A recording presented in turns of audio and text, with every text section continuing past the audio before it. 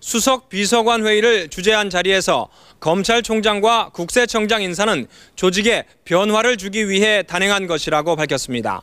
특히 검찰에 대해서는 기존의 수사 관행에 문제가 있었는지 돌이켜볼 필요가 있다고 말해 강도 높은 변화를 주문했습니다. 국세청에 대해서도 시간이 좀 걸리더라도 제대로 된 개혁을 할 필요가 있다고 지적했습니다. 다음 달 예상되는 개각과 청와대 개편에서도 예상을 뛰어넘는 파격 인사와 고강도 개혁이 단행될 수 있음을 시사한 것입니다. 이 대통령은 또 우리 사회가 너무 지나치게 좌우 이념적 구분을 하고 있다며 사회 전체가 건강해지려면 중도가 강화돼야 한다고 말했습니다. 최근 전국 혼란의 원인을 이념 갈등 과잉으로 진단하면서 중도 실용주의에 초점을 맞춘 국정 운영으로 이를 풀어가겠다는 뜻으로 풀이됩니다. 청와대 관계자는 주요 국정 이슈에 선제적으로 대응하겠다고 말해 앞으로 쟁점 현안에 대한 대통령의 장악력이 높아질 것임을 예고했습니다. 이 대통령은 정치권과 종교계, 언론계 등의 의견 수렴을 거쳐 다음 달 대국민 담화나 기자회견을 통해 근원적 처방과 국정개혁 방안에 대해 직접 설명하는 방안을 검토하고 있습니다. MBC 뉴스 이주승입니다. 천성관 검찰총장 내정자는 법질서 확립을 내세우며 공안을 강조했습니다. 예상대로 검찰 고위급의 대규모 물갈이 인사도 시작됐습니다. 이정은 기자입니다. 천성관 검찰총장 내정자가 지명 이후 처음으로 가진 기자간담회에서 강조한 것은 공안이었습니다. 공안통인 천 내정자는 현 정부 들어 인권보다 공안이 중시되고 있다는 지적에 대해 공안이 인권보다 중시된 적이 있었다고는 생각하지 않는다면서도 공공의 안녕이 잘 보장돼야 인권도 보장된다고 강조했습니다. 천 내정자는 법질서 확립이 검찰의 기본 임무라며 공안은 공안부 검사뿐 아니라 검찰에 몸담은 사람 모두의 사명이라고 말했습니다. 노무현 전 대통령 수사와 관련해서는 검찰이 반성할 부분은 반성해야 한다고 했지만 중수부 폐지론에 대해서는 명칭이 어떻든 부정부패 척결 부서는 검찰에 있어야 한다고 말했습니다. 앞으로 좀 생각해보고 또 안팎의 많은 의견도 좀 듣고 그렇게 해서 해나가겠습니다. 어제 사법시험 3기수를 건너뛴 검찰총장 지명에 검찰 조직에는 인사태풍이 불기 시작했습니다.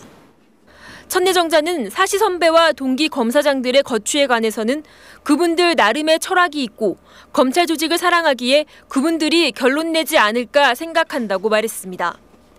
당장 천 내정자의 선배 6명 가운데 권재진 서울고검장과 김준규 대전고검장이 오늘 법무부에 사표를 제출했습니다. MBC 뉴스 이정은입니다. 백용호 국세청장 내정자는 국세청은 권력기관이 아니라며 개혁을 예고했습니다. 국세청에서도 무더기 인사 이동이 예고되고 있습니다. 박영회 기자입니다. 국세청은 권력기관이 아니라 징세기관이다. 소신을 밝힌 백용호 국세청장 내정자는 세금을 걷는 일은 투명해야 한다며 도덕성과 청렴성을 주문했습니다. 정말 공평해야 되고 투명해야 되고 도덕성이라든가 청렴성이 기반이 돼줘야 징세에 따른 그런 저항도 좀 적지 않겠는가.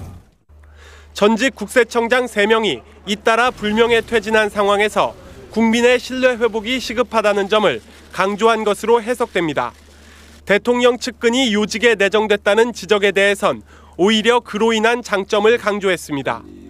급한 시기를 나갈 수도 있지 않겠느냐 하는 그 우려 때문에 이제 말씀을 하시는 것 같은데 반대로 또 그러기 때문에 좀 소신과 원칙을 지켜나갈 수도 있다.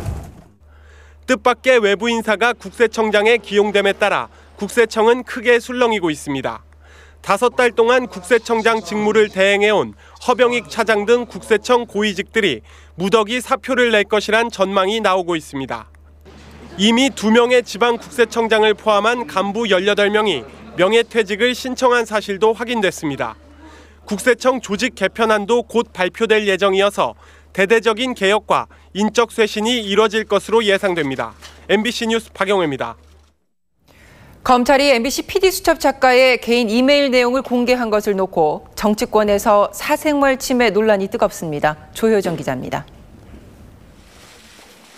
검찰이 PD수첩 수사 과정에서 수사 대상자의 이메일을 압수수색하고 이를 공개한 걸 두고 사회적 파장이 일자 한나라당은 오늘 중요 범행 증거여서 공개한 게 정당했다고 입장을 정리해 밝혔습니다.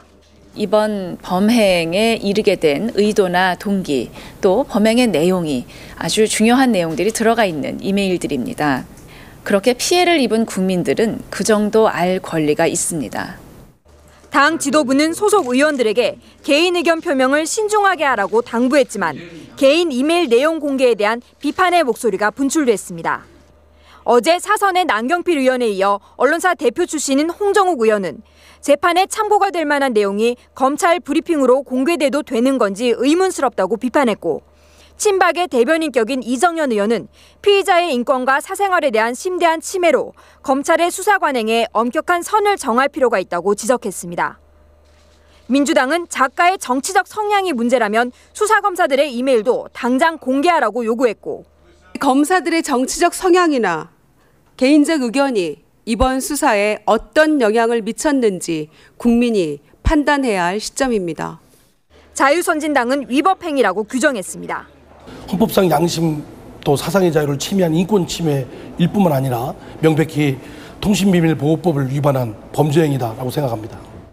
야권은 이번 개인 메일 내용 공개 파동으로 국내 포털에 기반을 둔 이메일에 대한 국민적 우려가 높아지고 있다고 보고 이를 보완할 법적 장치를 마련해 나갈 방침입니다.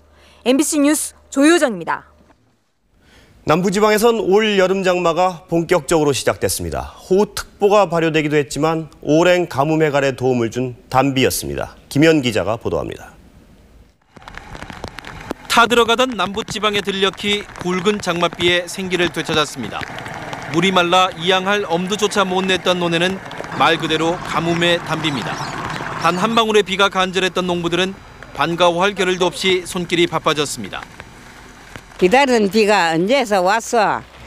그래 이제 곡석을 인기 비로 맞고 숨으면 잘 된다고 그래 나왔습니다.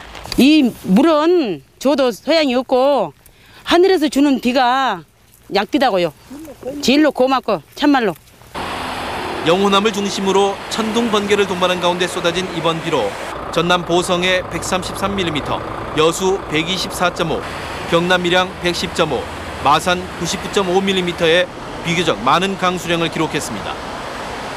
앞으로 남해안에는 5에서 10mm의 적은 양의 비가 더 오겠으며 제주지방은 내일 오전까지 최고 40mm의 비가 더 내릴 것으로 보입니다.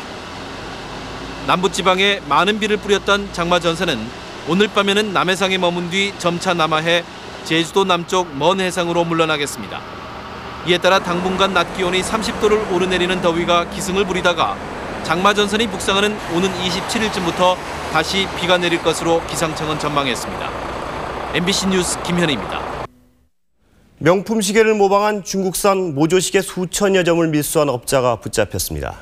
진품 가격으로 1,000억 원대에 이르는 이 짝퉁들은 개당 수십만 원에 이미 절반가량 팔려나갔습니다. 조재영 기자입니다. 서울 용산구의 한 오피스텔입니다. 세관 직원들이 샅샅이 뒤지자 시중에서 수백만 원에서 수천만 원을 호가하는 고급 시계들이 서랍마다 가득 차 있습니다. 세관이 압수한 물품엔 시계 숫자판 배열이 특이한 프랭크 뮬러와 피아제 등 고급 시계가 포함돼 있습니다. 진짜처럼 보이는 이 시계들은 중국 광저우에서 인천행 화물선을 통해 밀수입된 가짜 명품, 이른바 짝퉁입니다. 44살 소모 씨는 명품 책자를 본 뒤 중국에 전화를 걸어 가짜 명품 9천여 점을 주문했습니다. 이 가운데 절반이 넘는 5천여 점을 개당 수만 원에서 수십만 원을 받고 남대문과 이태원 등지의 가게에 유통시키다 세관에 적발됐습니다. 지금부터 말 안 해요. 세관 얘기 다 맞아요. 왼쪽이 가짜, 오른쪽이 진품입니다. 가짜 제품은 다이아몬드 대신 큐빅을 세팅하기 때문에